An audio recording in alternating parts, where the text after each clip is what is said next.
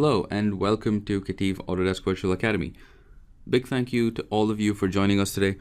My name is Nikhil Venkat and I am an application engineer here at KETIV.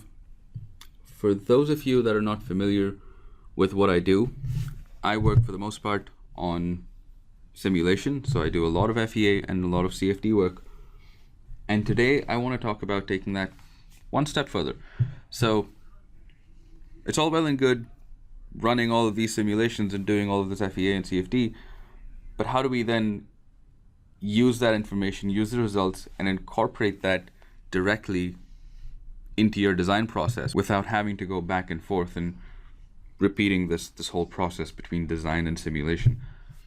So we're going to use a concept called generative design to, as you can see, design better products. So let's start with the basics here, which is what is generative design, what does this mean, where does it come from, and how do we use it? So we'll start with a brief history of where generative design comes from. We'll look at what exactly it means and how it's different from its predecessors, and also how you can use it to and incorporate generative design into your own design process. So we will be using Fusion 360 for this, and we will run through a quick study and how you can use that in your design. So the basic concept, or the seed, if you like, for generative design is something called topology optimization. Now this by and large refers to shape optimization. There is a bit of complexity and a bit of nuance there, but for the most part it is shape optimization. So given a set of constraints and given a set of objectives, so when you say constraints, you could say a certain region is fixed and a certain region is going to be loaded, and therefore those regions cannot be modified. But you have also an objective or a goal to optimize your design, and that objective can be something like, say, a minimum safety factor of 1.5 or a maximum mass of 25 pounds. So that's what topology optimization will give you. Now, how it finds this best distribution of material is it considers just a general 3D space filled with material, and then starts to remove material from it based on again these objectives and these constraints to either maximize or minimize the objective, right? So like I said, maximize safety factor, minimize mass. And these objectives, as I mentioned, can be mass displacement or just general compliance, right? General compliance with a pressure code or whatever, while satisfying also your set of constraints like maximum stresses or maximum displacements. So if you have seen, I'm sure you've seen things like this. So topology optimization, or the concept, is a lot more prevalent than we would imagine. If most supporting structures that you see, whether it's brackets, whether it's bridges, whether it's bike frames, whether it's wheels of cars and trucks and buses, all of these were over time optimized, and they were optimized based on the concepts and the principles of topology optimization. Now, for instance, we couldn't possibly think of a simple solid disk acting as a wheel anymore, right? The idea of the wheel itself has changed now, and the basic design of a wheel itself has now changed.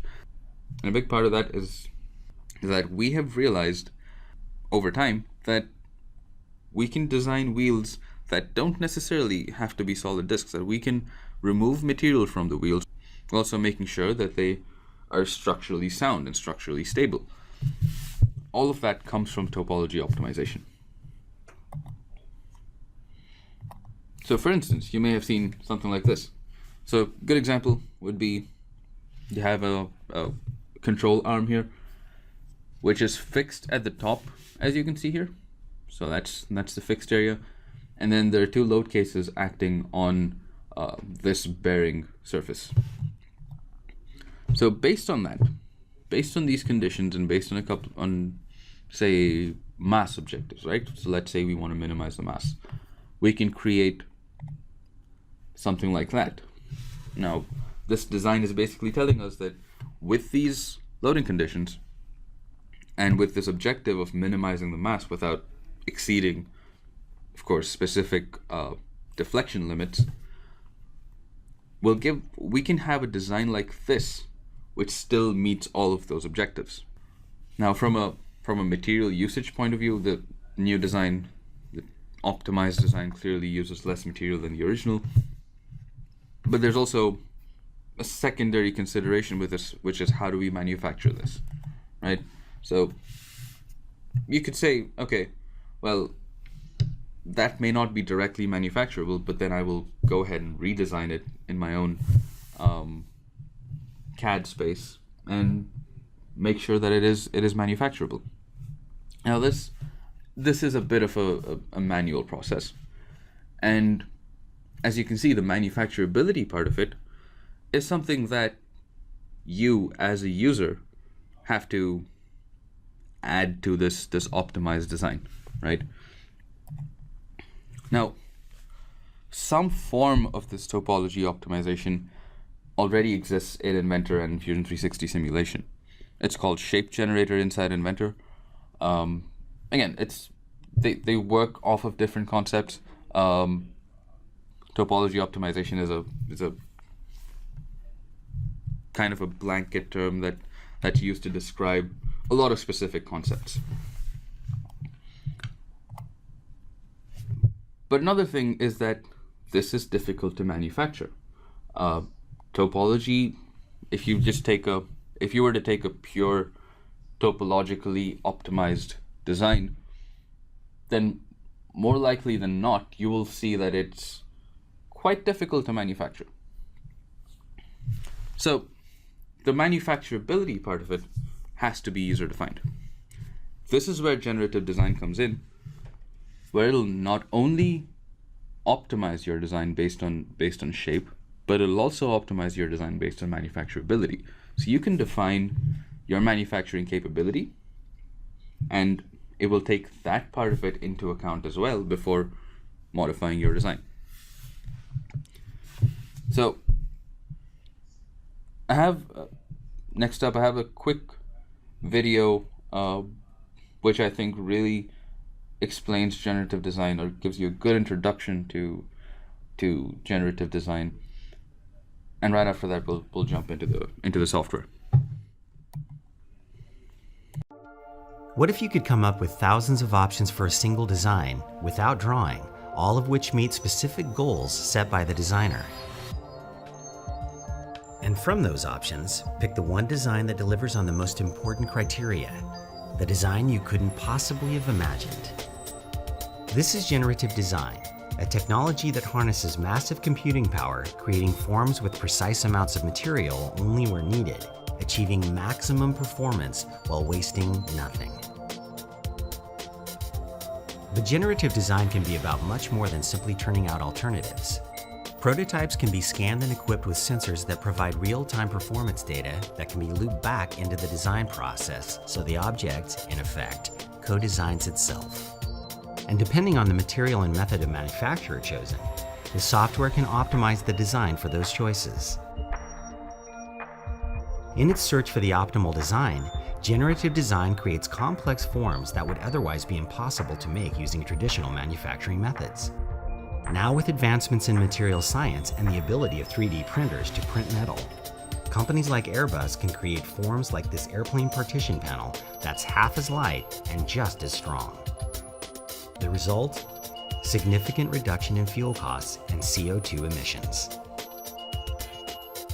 The things that have limited us in the past, software, materials, manufacturing, no longer do so. With generative design, the world can look and perform any way we want it to. This is the next stage in the evolution of design, and it's happening now.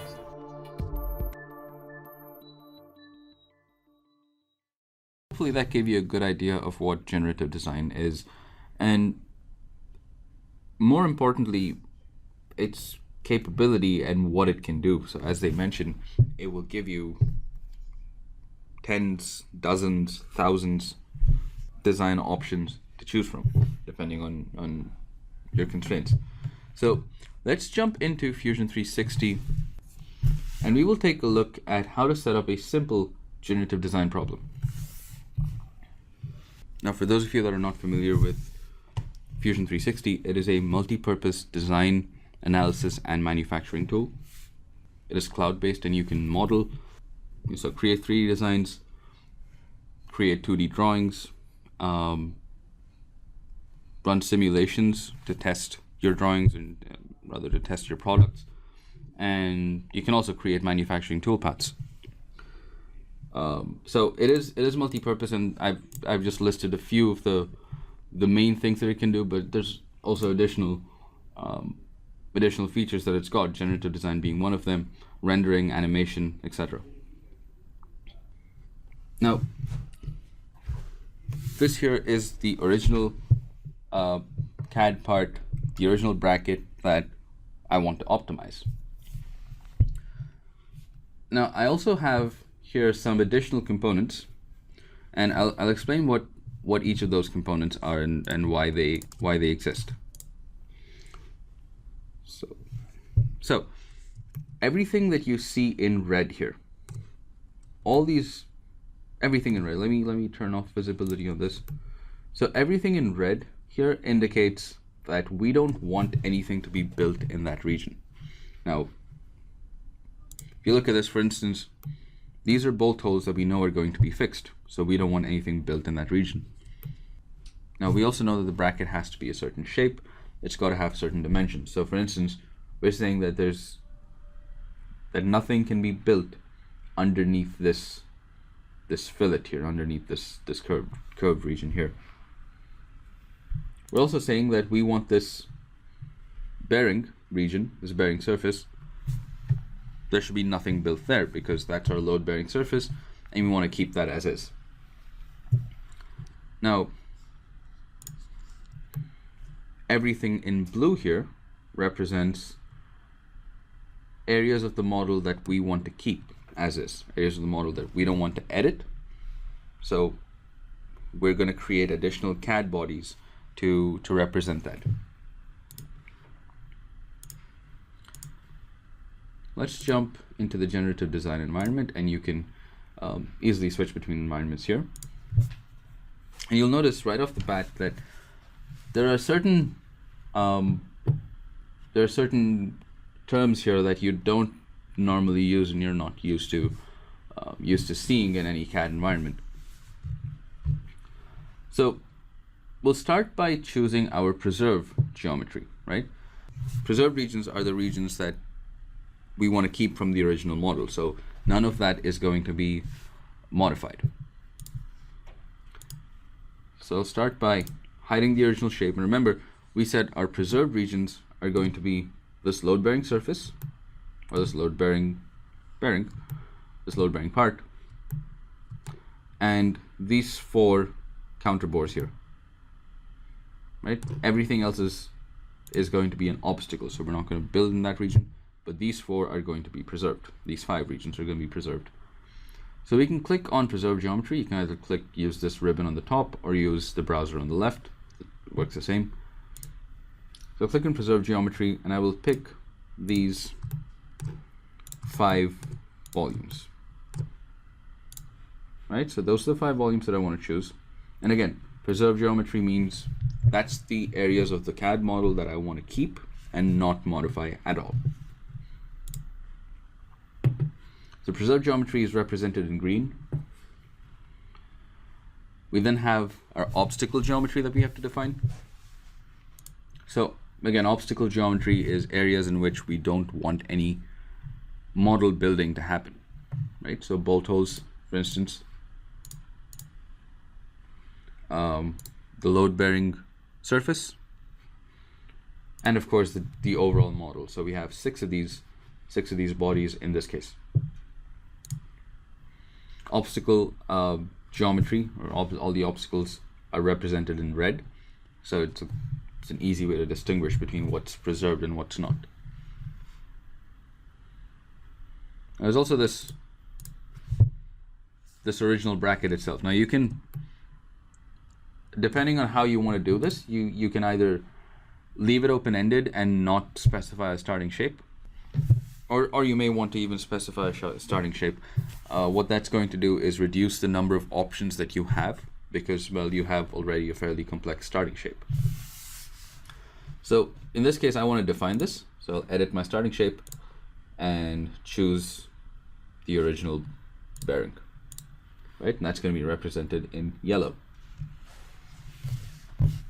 Now, the next thing we need to do is add design constraints. So what's going to be fixed and what's going to be loaded. So once again, I will hide my obstacle geometry and I will hide the starting shape. So we have that. And here under design conditions, I will choose structural constraints. I'll start by fixing the bottom surfaces of these counterbores, these preserved regions. Right, so that's the only part that's going to be fixed here. Next, we'll add loads to this. So we have structural loads that we can choose. And under the type of load, you can add forces, pressures, moments, and bearing loads. In this case, we'll add a force. We'll change the units here to pound force. And I will choose components, so vectors in X, Y, and Z. And for the first one, I'll add, so this is the X direction. So in the X direction, I'll add a 200-pound force.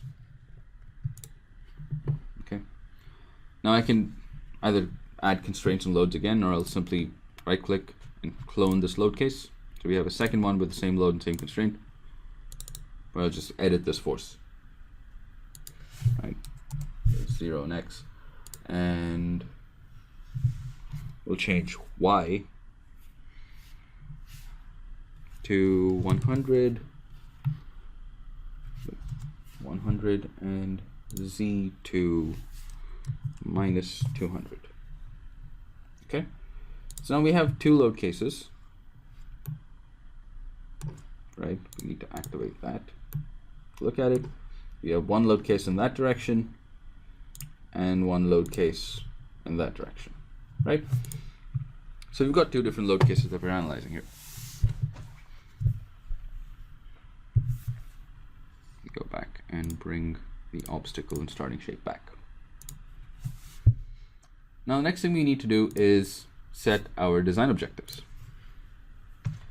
So in this case, I want to minimize the mass. That's my objective here. You can choose to maximize the stiffness. In my case, I want to choose to minimize the mass.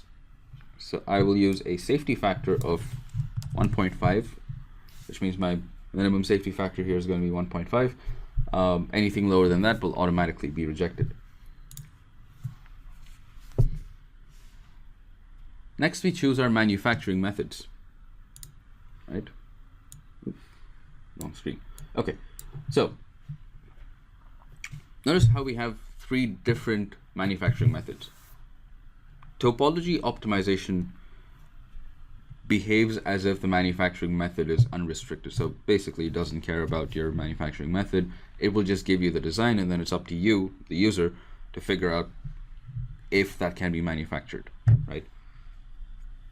Here, though, you can select to either have it give you just an open-ended set of options, or you can say, well, I have these additive manufacturing capabilities at my facility, so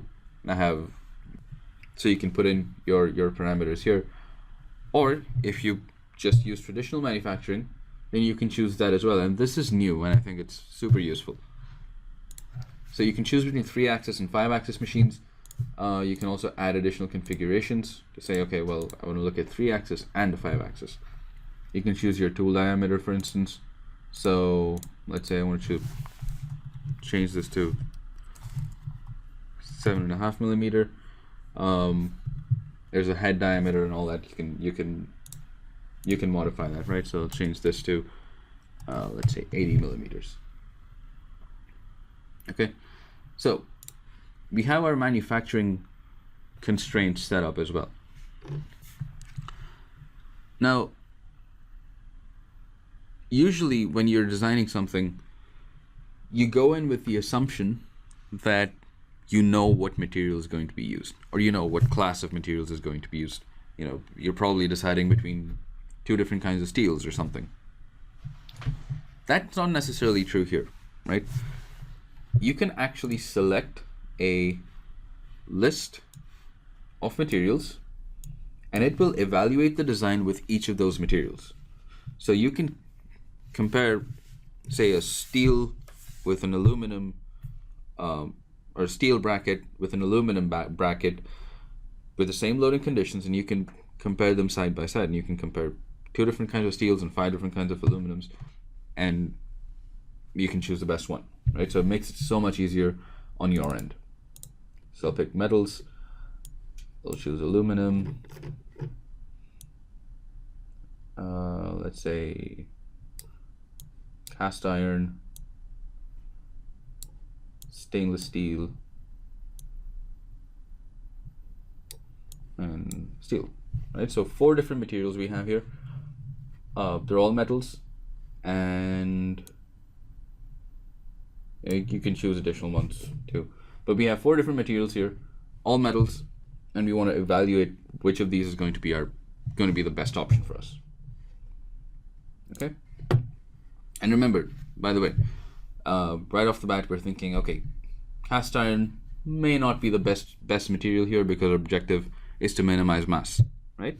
We can evaluate that and confirm that. You also have a handy pre-check button here. You can click on that and it'll tell you that it has all the information required. And once you've done that, you can go ahead and click this generate button, right? Now, like I said, generative design works completely on the cloud, and you do require cloud credits for this. If you are not aware of the concept of cloud credits, then reach out to anybody here at KETIV and we will be able to help you with that. Okay, so it looks like we have our results here, and the first thing you'll notice is that we have a whole bunch of results, right? We set up one problem, and we have, as it says at the top here, 24 outcomes, 14 of which have fully converged as of this point, 2 of which have fully completed, and 8 are still ongoing. So we're not going to be analyzing all of them. We will just look at a small sample of them. So let's start by, so in here we have our, we can sort by the type of study or manufacturing method, material, volume, etc. So in this case, you also have all of these filters that you can use on the left, and this is probably the easiest way to go about analyzing your results. Let's say for my purpose, I don't have a 3D printer, so I don't want to look at additive manufacturing results, and I only have a milling machine, so I don't care about the unrestricted ones as well. Now, these are still processing, they're not complete results, but we can also look at different kinds of results, right? So we can look at the different properties of these 5 outcomes, or of these different outcomes, right? So you can look at a properties view where, as you can see here, this is a 3-axis milling made of aluminum. This here is cast iron 3-axis milling, cast iron 5-axis milling. So clearly it shows you a lot of what is possible here. Now we're looking at factor of safety versus the mass in kilograms, and you see each of these symbols here. So each of these so you see each of these colors here mean a different material, and as of now they're assigned to different materials. You can modify that, of course, and then you can say, well, 3-axis milling is all going to be in blue, 5-axis is all going to be in green. Right, so let's sort this by material, and the way we would read this is for aluminum, for instance, if you're using aluminum for this, there is a possibility where we have our factor of safety that's greater than 1.5. The mass is relatively small, so we're looking at like 100 grams, right? So we're looking at a really small component here. Now, as you go further, as you say, look at cast iron, for instance, the factor of safety is really high, but the mass is also much higher, right? So you can see the mass is almost 1 kilogram here. So at the end of the day, the question becomes, what do you want? Are you really looking for a high factor of safety? Is that how you expect this bracket to be used and to perform? Or are you looking at something that is lighter rather than stronger, right? So this is where you get to make those decisions and really compare them on the same scale. So we can then come into this table view here, and here we can look at all of our different outcomes based on these filters. We can also sort by different headings and different columns, right? So in this case, I want to sort by mass. So I see that this outcome number 6 is the lightest of the lot.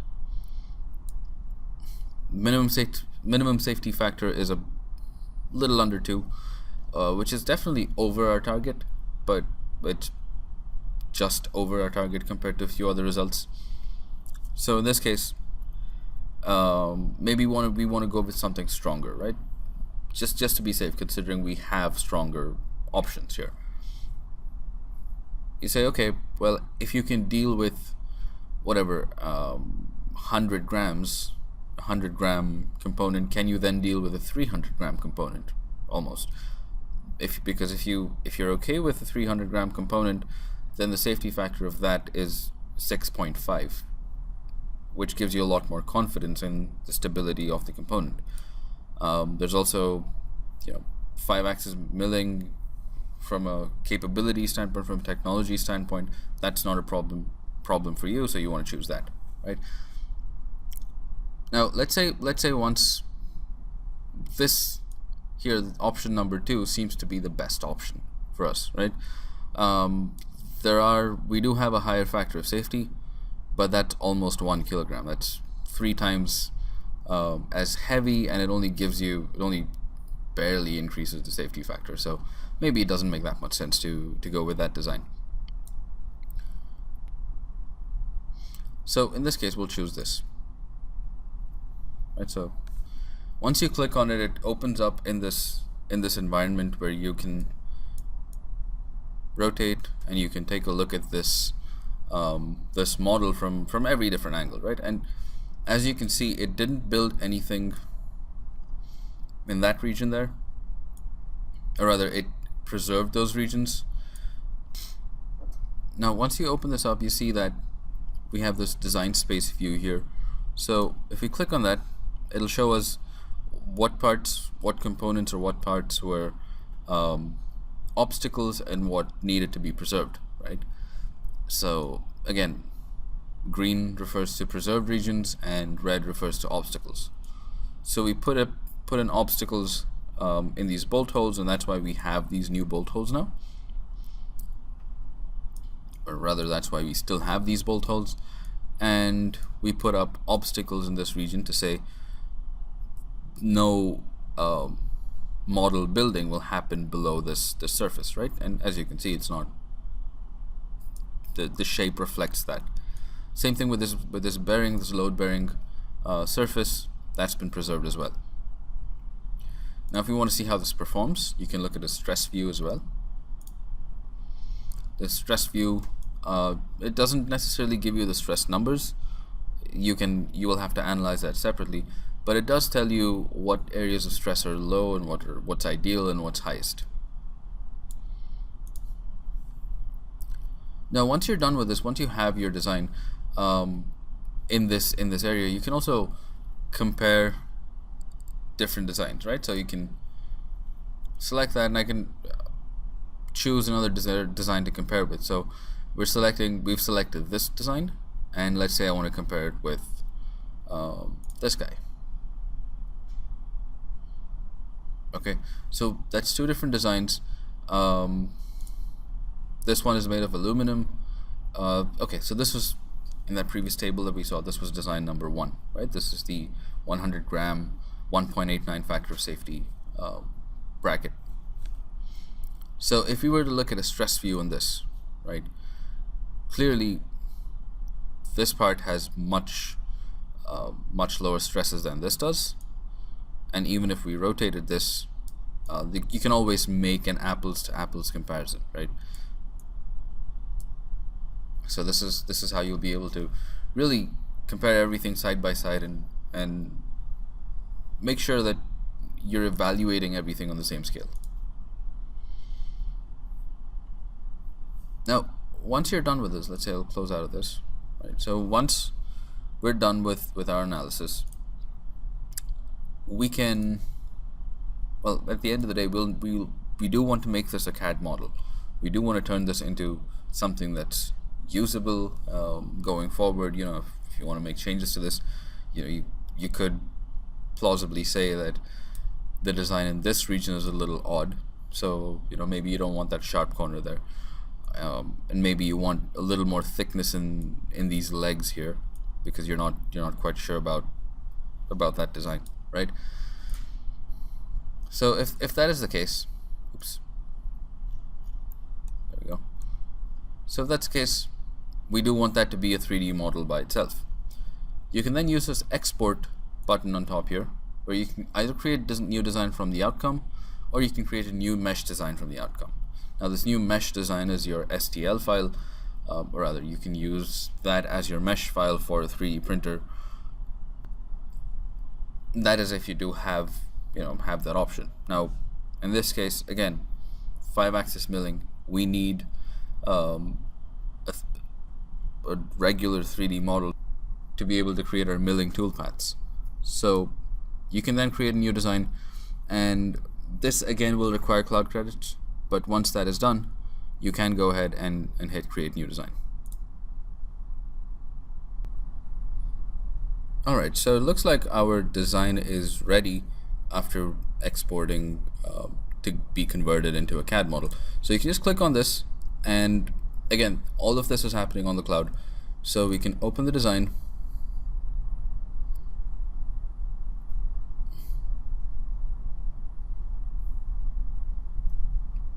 once again, all of this is happening on the cloud, and so there is a bit of a lag in downloading, uploading, and subsequently downloading files. So now that we have this file opened up, you'll notice that it's open in a separate tab here. So it's a separate file by itself, and it's got one body associated with it, right? So it's now, we've gone from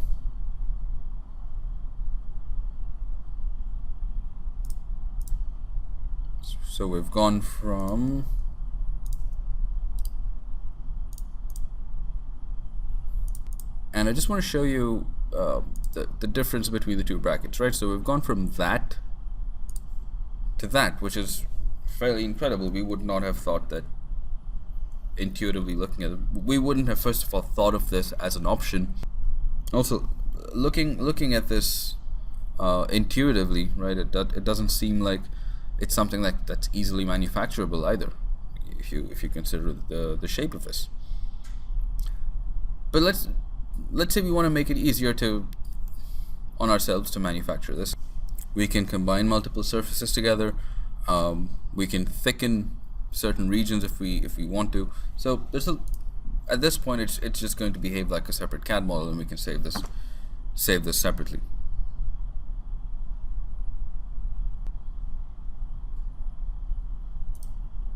So this is basically the concept of generative design, and hopefully this AVA will get you thinking about how you can incorporate this into your workflow.